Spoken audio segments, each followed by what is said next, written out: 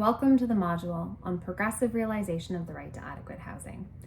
You'll see that concept of progressive realization peppered all throughout the National Housing Strategy Act. And at its core, it actually stems from Section 2, Sub 1 of the International Covenant on Economic, Social, and Cultural Rights. Progressive realization is kind of like the standard to which states like Canada are held to account for fulfilling economic, social, and cultural rights.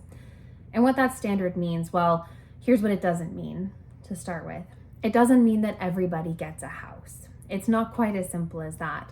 And in fact, that concept of progressive realization is one that has been visited by international human rights authorities pretty extensively.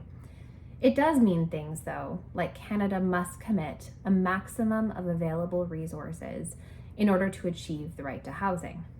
So, for example, the way that the Committee on Economic, Social, and Cultural Rights has tested this is by looking at the percentage of the gross domestic product that's used on social spending in comparison to other areas of Canada's budget, and thereby finding that the way that Canada was allocating social spending towards obligations under economic, social, and cultural rights to not meet that threshold of a maximum of available resources. It's also meant things like whether or not Canada has used legislative means to achieve the right to housing.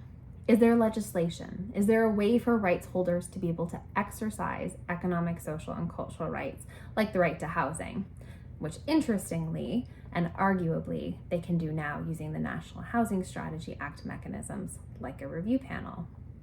So all this to say, progressive realization is actually a pretty expansive standard. It gives a lot of space for review panel members to really think about the ways that other international human rights authorities have thought about ways that states like Canada can achieve the right to adequate housing.